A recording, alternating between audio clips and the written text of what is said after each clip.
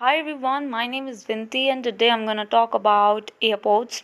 As we all know that Jammu and Kashmir becomes an UT after abrogation of 370 article, and it was enacted as an UT from 2019 October. Okay, so we're going to talk about the airports, air bases where we found the airlines किस तरह से है, international है या नहीं है, domestic है या क्या है। तो सबसे पहले हम श्रीनगर एयरपोर्ट्स की बात करेंगे। तो इसको शेख उल अलाम भी कहा जाता है क्योंकि ये किसके नाम पे, एक संत के नाम पे है। वहाँ का एक नंद ऋषि रहते थे वहाँ पे, तो उनके नाम पे ये एयरपोर्ट है। जब हम इसकी एयरपोर्ट की बात करें तो ये कहाँ पे है, श्रीनगर में है। ओके, तो श्रीनगर में इसका एयर बेस है। वो कहाँ पे है, श्रीनगर से 16 किलोमीटर दूर, 12 किलोमीटर दूर है। और कहाँ पे, बडगाम एयरबेस है यहाँ पे। ये जो एयरपोर्ट है वो इंटरनेशनल एयरपोर्ट भी कहलाता है क्योंकि ये इंटरनेशनली इसको क्या करते हैं, किया जाता है। श्रीनगर जो है वो जम्मू कश्मीर की एक कैपिटल है। ये तो बेसिक थिंग्स है। इसको जो एयरपोर्ट को जो ओन करता है, जहाँ इसकी अथॉरिटी जिसके पास है, वो है इंडियन एयरफोर्स। ये जो बेस है, एयरलाइन बेस है श्रीनगर में, बडगाम में, तो ये मेनली जो है मिलिट्री बेसिस, जो अगर मिलिट्री के लिए यूज़ करना हो तो भी, और जो सिविल लोग हैं जो नॉर्मल डोमेस्टिक बाहर जाना चाहते हैं, एक्सप्लोर करना चाहते हैं, तो इस एयर बेस को यूज़ कर सकते हैं। और इस एयर बेस को इंटरनेशनल एयरपोर्ट बनाया गया। कब बनाया गया, 2005 में इसको इंटरनेशनल एयरपोर्ट की उपाधि दे दी गई। और हालांकि अगर हम कंपैरिजन करें जम्मू एयरपोर्ट से, जो सतवारी में है ना, तो वो एक डोमेस्टिक एयरपोर्ट है, बट ये एक इंटरनेशनल एयरपोर्ट है। एंड इसमें ठीक है, तो हमने ये तो जाना कि बडगाम में है और ये श्रीनगर से 12 किलोमीटर दूर है। ठीक है, हालांकि इसको श्रीनगर एयरपोर्ट कहा जाता था, श्रीनगर में था ये, परंतु इसका जो क्या कहते हैं लोकेशन जो है इसकी बडगाम में पाई जाती है। अगर हम इसकी हिस्ट्री की बात करें तो हिस्ट्री बहुत ही ज़्यादा इंटरेस्टिंग है। We have to understand with a deep concern. तो ओरिजिनली इसको पहले श्रीनगर एयरपोर्ट के नाम से जाना जाता था। पहले हम जानते हैं कि शेख अलाम, जो भी इसका नाम है, इस नाम से कोई नहीं जानता था। पहले श्रीनगर एयरपोर्ट इसको कहा जाता था। जब हमारा देश आज़ाद हुआ ही था तो हमारे दो जो है पाकिस्तान के साथ लड़ाइयाँ हो गई। उस टाइम पे ये जो एयरपोर्ट था वो बेसिकली मिलिट्री बेस था, मतलब कि मिलिट्री यूज़ करती थी क्योंकि ये not secure for the general peoples, right. तो इसीलिए ये जो जब पाकिस्तान से वार हुआ 1947 में, तो तब उसमें जो भी है, ठीक है, श्रीनगर में बहुत सारे जो थे, पाकिस्तान ने यहाँ पे क्या कर दिया था, जो है मिलिटेंसी भेज दी थी, और जिसकी वजह से हमें यहाँ पे जो दिल्ली से जो यहाँ पे ट्रूप्स आई थी श्रीनगर में जो लड़ाई करने के लिए, वो कहाँ से आई थी, एयरबेस के थ्रू आई थी। तो यही श्रीनगर एयरपोर्ट था जिसमें ये काम हुआ। और ये देखा 27 अक्टूबर को यहाँ पे लैंड किया था उन्होंने। दूसरा जो वॉर होता है हमारा, इंडो पाकिस्तान वॉर 1965 में, तब भी जो ये एयरपोर्ट था मिलिट्री के लिए ही यूज़ हुआ था क्योंकि यहाँ पे पाकिस्तान ने आगे ही हमारे ऊपर कितना लड़ाई की थी, वहाँ पे अशांति थी। तो वहाँ के लोग जो थे वो ये एयरपोर्ट को प्रेफर नहीं करते थे। फिर से पाकिस्तान की ये दशा हुई, उन्होंने फिर से यहाँ पे इंडो पाकिस्तान वार हुआ 1965 में। तब भी ये एयरपोर्ट बहुत यूज़ आया, किसके लिए, मिलिट्री बेसिस के लिए, ना कि मिलिट्री जो होती थी जैसे कि एयरफोर्स थे, मिलिट्री को पास ऑन करना, वहाँ से लड़ाइयाँ करना, तो ये सभी एयरपोर्ट के थ्रू होता था। 1979 में अगर हम देखें तो इसको सिविल एनक्लेव एयरपोर्ट बना दिया गया। और इसका जो टर्मिनल था उसको मॉडिफाई कब किया गया? अब इतनी डिस्ट्रक्शन हो चुकी है, कितने वार्स हुए हैं, और इसमें जो है नॉर्मल पीपल अगर सर्वाइव करें या चलना शुरू करे इसमें, तो उसको डर तो लगेगा। अगर उसमें सुविधा होगी, यहाँ से सिक्योरिटी होगी, यहाँ लेन्स होंगे, पार्किंग होगी, यहाँ बहुत सारी सुविधाएं जो होंगी आसपास, तो ही ना वो वहाँ पे जाएगा। तो इनको रेनोवेट किसने करवाया? 1998 में जो है फरवरी में इसके टर्मिनल को मॉडिफाइड किया गया, एंड इसको ये अलाउ कर दिया गया 1998 में कि हज के लिए जा सकती हैं आप। जो मुस्लिम्स हैं उनके लिए ये ओपन कर दिया गया हज फ्लाइट्स के लिए, इंटरनेशनल। इट मीन्स कि आप बाहर जा सकते हो। हज कहाँ पे? अबू धाबी, नो, दुबई में कहीं हैं वो, जो मुस्लिम्स जाते हैं हज करने, तो वहाँ हज के लिए ही खोली गई। जो पहली जो ऑपरेटिंग की गई थी, मतलब कि जो इसको ओपन किया गया था फ्लाइट्स को, वो 2002 में किया गया था, जब कारगिल वार हुआ था 1999 में।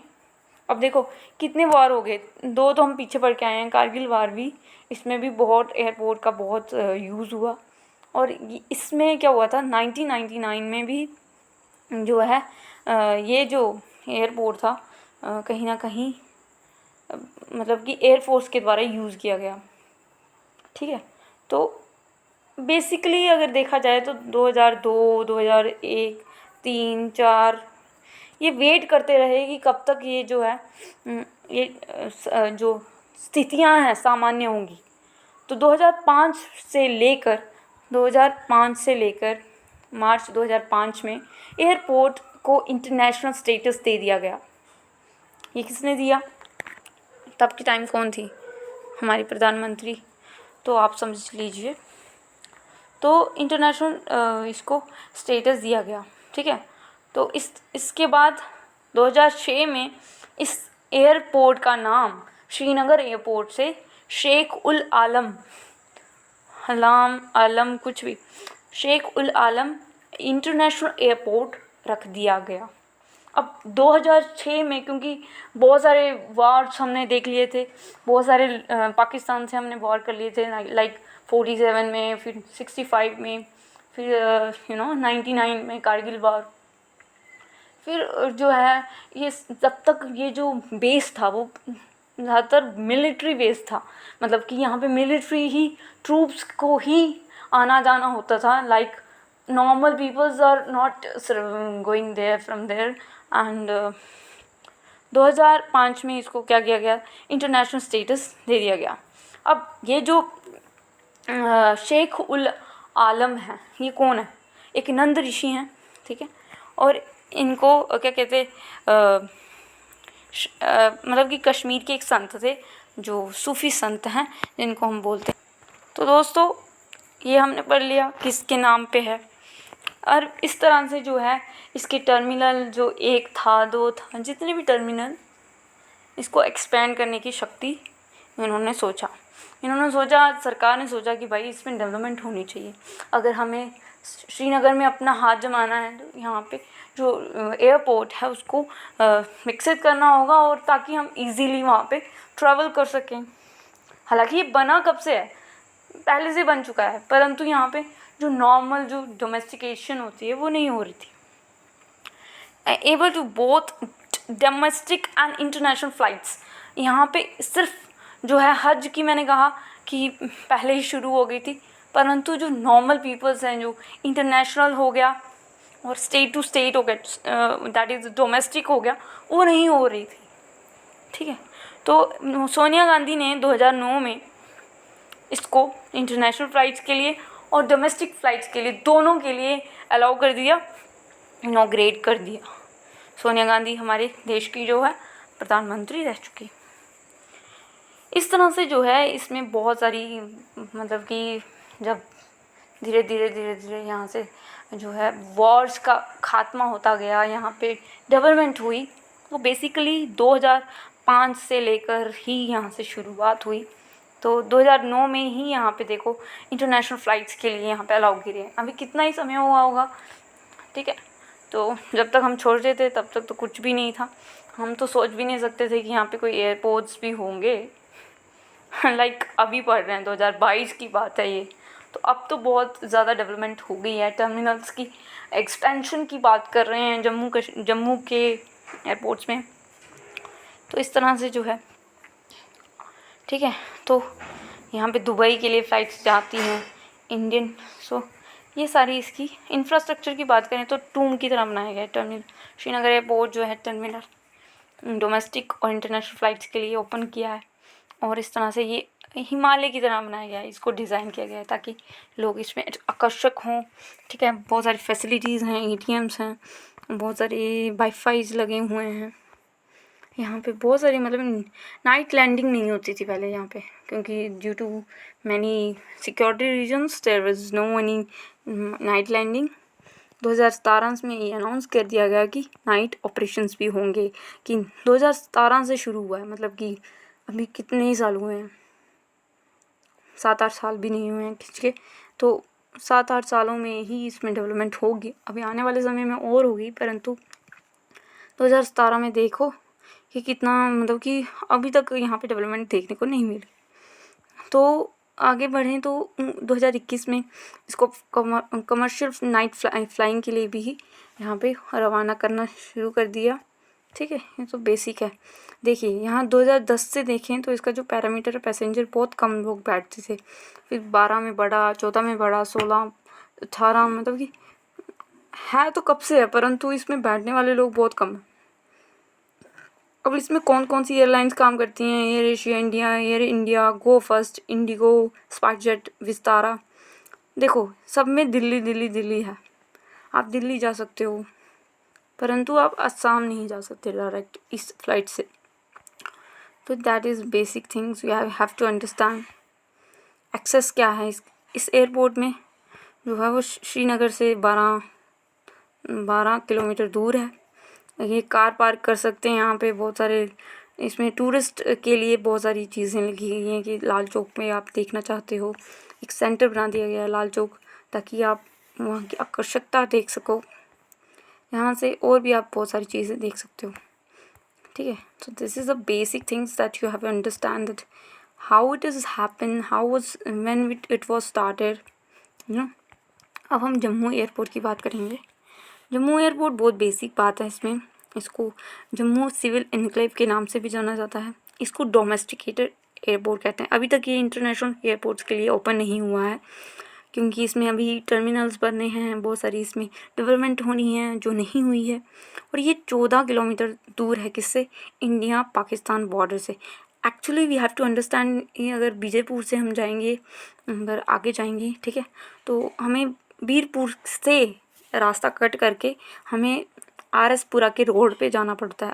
RS पुरा के जब तक हम RS पुरा रोड पे पहुंचते हैं, हाईवे पे पहुंचते हैं, या रोड कह लो, नॉर्मल रोड, उसके पार करके हमें जम्मू एयरपोर्ट मिलता है। मतलब कि ऐसा कह सकते हैं कि RS पुरा या सतवारी के आसपास हमें जम्मू एयरपोर्ट मिलता है। और ये इंडो पाकिस्तान से बॉर्डर से इतना दूर है, ये नहीं जानना है हमें, हम बेसिक कहाँ पे शुरू होता है, RS पुरा के रोड के लेफ्ट बैंकरी में, तो वी कैन अंडरस्टैंड। तो अब इंफ्रास्ट्रक्चर की बात करें, इंफ्रास्ट्रक्चर मतलब कि किस तरह से बना है, कितने स्क्वायर किलोमीटर में फैला हुआ है। तो पहला टर्मिनल ही है, एक ही टर्मिनल है इसमें अभी तक, तो 14,500 स्क्वायर किलोमीटर में फैला हुआ है। तो एक ही इसमें टर्मिनल है जो डोमेस्टिक फ़्लाइट्स को रन करती है। इसमें 5 गेट हैं, 14 चेक इंडेक्स हैं, मतलब कि इसमें बेसिक चीज़ें हैं, इसमें बहुत याद करने की ज़रूरत नहीं है। हाँ, इसमें अगर हमें वैष्णो देवी के लिए ट्रैवल करना है तो यहाँ से एक बेंच इसमें भी है, टर्मिनल में अवेलेबल है। अगर हम इसकी बात करें तो ये देखो टर्मिनल 2 में यहाँ पे अभी तक बना नहीं है। 2021 में ये अनाउंसमेंट की गई थी एविएशन मिनिस्टर के द्वारा, ज्योतिरादित्यनाथ सिंधिया के द्वारा अनाउंसमेंट की गई थी कि यहाँ पे न्यू टर्मिनल का इनॉग्रेशन होगा या बनेगा। वो कितना बनेगा? इससे लगभग ज़्यादा ही है, ये 14,000 है, ये 45,000 स्क्वायर किलोमीटर में फैलेगा। तो यहाँ पे 700 करोड़ देकर यहाँ पे ये स्टार्टिंग हो चुकी है 2021 से। अलॉटमेंट हो गई है, यहाँ पे बहुत सारे एयरपोर्ट्स बनेंगे उड़ान स्कीम के तहत। सेंटर की उड़ान स्कीम क्या है? उड़े देश का हर नागरिक, उसके अंडर यहाँ पे ये बताया गया है कि 11 एयरपोर्ट जम्मू में ओपन अप होंगे आने वाले समय में। तो यही इसके अंडर ही उड़ान स्कीम की बात करते हैं हम। तो अगर हम बात करें इसकी नाइट लैंडिंग की, तो यहाँ पे नाइट लैंडिंग होती है या नहीं होती? हाँ, होती है। ये जम्मू डिस्ट्रिक्ट में, ठीक है। तो ये तो बहुत ही एलजी सिन्हा ने कहा कि एयरपोर्ट की अथॉरिटी को कहा जाता है कि यहाँ पे रनवे में लाइट सिस्टम होगा और इसमें जो है नाइट लैंडिंग भी होगी। नाइट टाइम में ऑपरेट किए जाने वाले बहुत सारी फैसिलिटीज़ इनको मिलने वाली हैं। और जम्मू एयरपोर्ट में मतलब कि इस तरह से ये हेल्प करता है कहीं ना कहीं। इसमें जो है आपकी इकोनॉमी को बढ़ाने के लिए ये नाइट में भी शुरू किया जाता है और ये एक्सटेंड किया गया है इसके आवर्स को, बिजनेस आवर्स को 2019 से। मतलब कि जब तक 2018 था तब तक भी था ही, परंतु इतनी इसमें जो है वो नहीं था, मतलब ये कहना चाहती हूँ मैं, ठीक है।